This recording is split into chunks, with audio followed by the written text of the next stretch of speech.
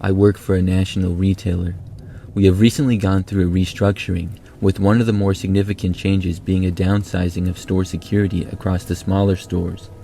My store is smaller, but it's in a large city and in a downtown area.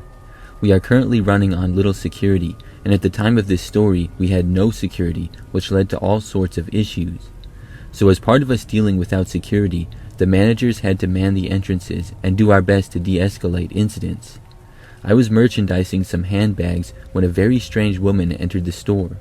She initially set off our sensor towers, and she quickly ran out, but returned about 10 minutes later after realizing that we had noticed but didn't respond to the alarm.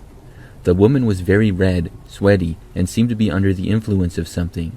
This was evidenced by her erratic behavior and her habit of talking to herself. Her behavior was the standard of any downtown store, and it was evidenced by her rummaging through bracelets and other accessories with her hands shaking. She seemed like a sort of run-of-the-mill tweaker, something pretty much all retail employees have dealt with at some time or another. Usually when we have shoplifters like this, the standard in our company is to provide over-the-top service and act very accommodating. We do this in the hopes of deterring a shoplifter by making them feel visible but without being a distraction to other customers. This woman slowly began to tweak her way towards the exit with a ton of merchandise that was poorly concealed. It was almost like she physically could not hide her shoplifting because she was so under the influence that it was making it difficult to control her arms and legs. Another manager and I hatched a plan to service her over to the counter to obtain some of the merchandise she was looking at and to sort of call her bluff and make her either pay or put the items on hold. After a small altercation with her and the other manager, she began to cuss and started sorting her merchandise into small piles in full view of other customers. She was frantically moving personal items in and out of a pair of black leather bags that she had not yet paid for. And after doing this for a few minutes, my fellow manager decided to help her begin moving the items to the counter. I immediately began scanning these items to be fair and treat the situation like she were any other customer. I was commenting on how fashionable the items she chose were, asking her where she planned to wear the items and stuff like that. She became more frantic as the items were rung, and as we finished, began looking for her payment. I've seen customers fake forgetting their credit card many times, but when I tell you she was honestly frantic, I mean it. She began to get even redder and banged her hands on the counter, contesting that she had either lost her wallet or that we had it somewhere. In order to de-escalate the situation, I emptied out the plastic bags, purses, even checking some empty shoeboxes she had taken shoes from, but I wasn't producing anything. My fellow manager began to search for the wallet as well. This not being enough, she suddenly started to run around the store while being trailed by my fellow manager, leading to an outburst as she returned to the counter. She lunged across the counter, hand in the air, nearly scratching me as she yelled about a wallet and all her other stuff. At this time, I had stepped back, and my coworker and I could see on each other's faces that calling the police was the only option. I began to do so as she had a tantrum and ran out of the store with a few pieces of merchandise and supposedly without her wallet. We didn't see her again and wrote the necessary reports to forward them to our store owner. Now that the drama had subsided, I started to place items out on the floor that she didn't successfully steal. My fellow manager and I were chatting at the counter, and as I lifted one of the handbags she was toying with, out fell a box cutter. Not a simple industrial box cutter, but one with a blade that has been halfway pulled out and sharpened further to create a shiv. It was a scary realization moment for sure, and it hit me that I had been interacting with her at the counter and closest to her and potential danger.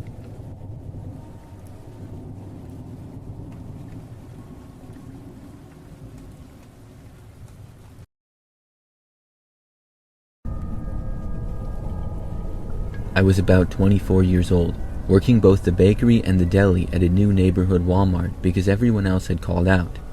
It was about a week into opening, about 6 years ago, when this happened. Barely anyone ever showed up for work, so our store was relatively empty of staff. This time was worse because it was the week of Thanksgiving, so everything was hectic and there was no one else to help me. I was working both sections on my own. I had sliced cheese for this guy in a red sweater early that morning. He barely talked, just pointed to the chub of cheese and said, 2 pounds. So I sliced it up, asked if he needed anything else, and thanked him for his service. I then returned to the bakery to bake French bread. In this store, the deli is at the back of the store. You go through the walk-in fridge and it opens into the bakery. The other door the bakery leads to is right into the back room.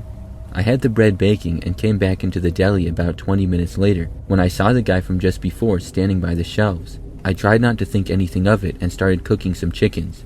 He pulled up his hood and just continued standing by the shelves near the deli case. I asked if he needed anything else, and he didn't respond. He just stood there staring at me quietly. I got a bit wary and decided to go to the back corner for my walkie-talkie. My friend is security of this store, so I called him up and told him what was up. This was Walmart, so I was assuming that maybe he was thinking of shoplifting or something, since theft is very bad in Walmart. Security told me to act casual and go into the bakery, and he would check out the guy, pretending I was busy, and ask him if he needed help. I was bagging up the French bread when my friend came in, saying that he had to chat with the guy and he was just taking his time shopping. I mentioned that he had no cart or groceries outside of the cheese, and it was kind of freaking me out since I was literally the only staff in the back of the store. He told me that he would do rounds every hour until we closed, and I thanked him for his help. I put out the bread and found the guy leaning against the deli case, almost hanging out behind it. I asked him if he needed anything, and he just shook his head no. I told him he can't be behind the counter, so he scooted back just until he was out of the area, and I kind of smiled a little, thanking him before starting to pack up the chickens. At this point, I didn't want to be there, but I couldn't just not work. Every hour or so, security did the rounds, and the guy moved back to the shelves whenever they would show up before returning right back to the deli case. He had been in the store for so long, and if we hadn't been so understaffed and busy, he probably would have been dealt with already, but he was allowed to just hang around. I grabbed my walkie as I began to close the bakery and told the manager up front that I was starting to get scared by the customer and I didn't feel safe. She promised to check things out and I stayed in the bakery. About half an hour passed and the manager came back to tell me that they had the guy leave. I thanked her and finished cleaning the bakery. Everything seemed fine as I started cleaning the deli, but then I heard the bell ring and I came out to find him there. He asked me if he could just have a half-pound of the cheese he asked for before. I did as he said, handed him the cheese, and he walked over to the chickens. I was pretty much watching him constantly as I was closing. Security came around, and I told my friend that the manager had him leave, yet he was back again, and I didn't think I could do my job. Knowing I had an hour left of my shift, my friend entertained the guy, distracting him by talking about food so I could hurry up with my cleaning. As I finished, my friend and I shared a look, and he headed back up front to the store manager to talk to her about kicking him out of the store again. The guy just stayed by the chickens, so I assumed all was fine. I went into the kitchen and started shutting everything down. My hands turned off the lights, and I looked up, and there was the guy just standing in front of the door. I panicked, yelling at him that we were closed. He pushed open the door and started rushing at me. I freaked out, yanking open the walk-in door, running through it the best I could without running into anything, and ran through the bakery to escape into the back room. At this point, I was shaking, and I heard what sounded like the guy following me through the fridge, the plastic guards rattling. I ran out of the back room, through the store, and straight up to security and the manager. I told them what was going on and that I was leaving. They tried to calm me down while the manager called the police. As I was standing there, the guy in the sweater was making his way through the store. He was pointing at me and shouting, "Hey, hey, get back here!" The manager was trying to keep me calm, and my friend told him to leave me alone and to leave the store. He had his hands up to keep pushing the guy away, but he just kept walking closer to us, pushing against my friend. Luckily, we were in an outdoor mall, so mall security arrived because the police called them to help out until they got there. I called out for the rest of the week because I was just too scared to return. My store manager called me in the middle of the week to apologize for what happened and asked me to come back, promising that I'd no longer be left alone like that. I agreed to return and asked him what happened with the guy. They literally had no idea what he wanted with me.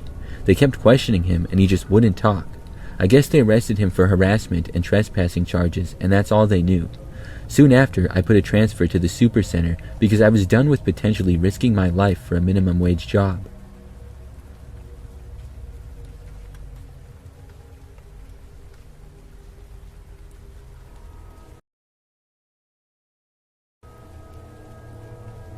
Around a year ago, this girl at my work expressed she had feelings for me. I was planning on moving away for the school term, and I said now wasn't the best time for me as I was moving soon. She understood, took it well, and honestly, things really weren't that awkward at work. Fast forward a little bit now. I started noticing that she would always be at work when I was, and later heard from 2 coworkers that she was purposely picking up shifts, coming into work early, or even coming to buy something specifically to see me.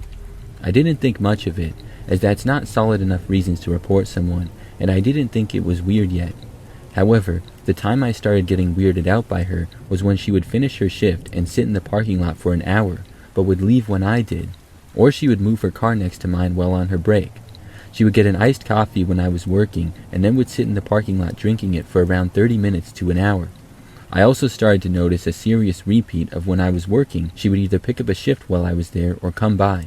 Regardless, I was starting to get the suspicion that she knew my schedule, because sometimes I'd work at a different McDonald's in town, and she would coincidentally come by during my shift.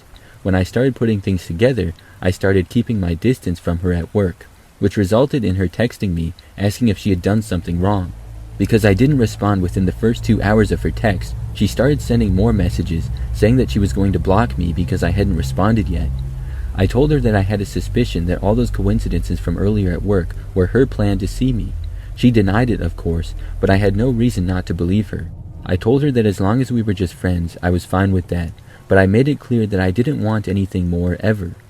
More time had passed by, and I had now gone to school for the year, and I was back at McDonald's for the summer, but this time only on weekends and Fridays. But even on my first day back, she started doing the same stuff as before. I tried being cold to her at work, hoping that she'd lose interest, but she kept doing everything she did. All this has been going on for a year, and I never thought to report it to management because she hasn't done anything too extreme. Until recently. I had a coworker tell me that she asked a manager for my address and they gave it to her. Why that would happen, I don't know. Although the address I have on file is outdated, we only moved a bit further down the street, and she knows which car is mine, so she would be able to find it still. I didn't know how to feel about that when I heard it. While I was on a walk, I noticed her car coming off my street. Then, a week later, after I was leaving my shift, I want to say she got done a bit before me or at around the same time. As I was driving home from work, about to turn onto my street, I noticed her car was behind me. I confronted her about it one day after work, not before telling a manager about her driving to my house and everything else that happened.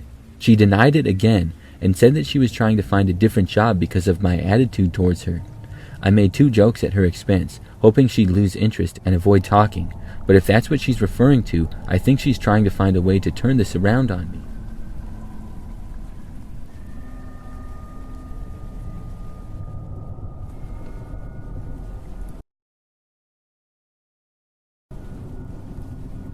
A few years back, I was working at a mall.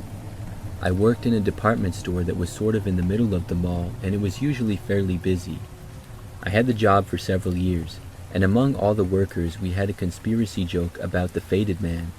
He was a person reported by multiple workers and even mall shoppers as a mysterious figure with his face covered. He would allegedly be seen late after hours or in creepy spots during the day. Nobody had any proof, which was kind of odd. One of my friends, Kevin, who worked as a security guard, claimed that he had seen him on camera footage once or twice, but none of us were allowed to view the footage without clearance. Even Kevin said trying to zoom in on the man's face was difficult because the quality of the video just wasn't that great, so we couldn't really identify him. A lot of us didn't buy it, and I was very skeptical, having never seen him myself, though I always sort of wanted to. But one night, that all changed.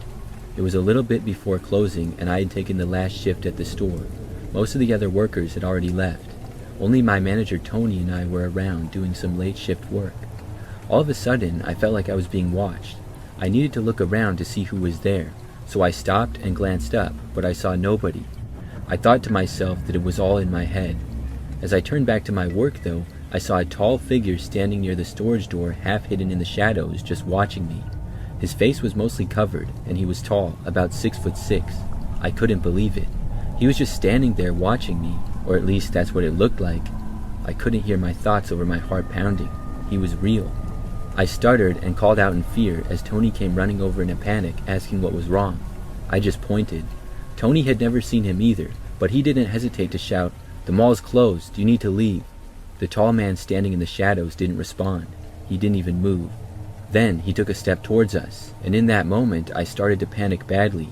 I began hyperventilating because it was only Tony and me in this entire store with a man who was like 6'7" and had been known to disappear in an instant. As Tony and I stepped back in fear, the man looked to his left as if he saw something and suddenly bolted. I couldn't move, still terrified of what this man could do if he got a hold of us. But Tony sprinted after him without a second thought. I ran after Tony because I didn't want to be left alone. So we ran behind this guy towards the back room of the store. I couldn't stop shaking as we looked between boxes in the dimly lit back room. All of a sudden, Tony bolted left, sprinting into one of the aisles, disappearing into the darkness. I was left alone again. Then I heard a box fall to my right. There he was, standing even closer than before. This time I could make out his face a little better. He was about 40 years old, super tall, with long hair, a long beard, and just darkness in his eyes. He looked malicious, like he wanted to hurt me. It was a terrible feeling when I saw him staring at me and I couldn't move. He started taking slow steps forward, and then Tony yelled out my name. I looked over in relief to see Tony running back my ways, and then when I looked back towards the man, he was gone. I didn't know if he had disappeared or if he was ever really there and it was just my imagination, but I was too scared to even process what I thought had just happened. My mind was racing and I almost blacked out. We searched for a while longer but couldn't find anything, not a trace. We even checked the footage, but it just had happened to be in a place where no cameras were, as if he knew all the blind spots. I couldn't sleep for days after that, fearing that he had followed us home or something. Weeks later, after taking time off because I was so traumatized, he was finally caught. Tony had seen him one night again and made sure to call the cops this time instead of chasing him. Officers searched the area and found a small crawl space between the ceiling tiles, which had been used to turn into a makeshift campsite. When I read the news report, I learned that the man had been hiding there for almost a whole year. They never released who he was or how he ended up in the mall, only that he was still in custody for questioning. I ended up quitting because I couldn't fathom the idea of reliving that situation again.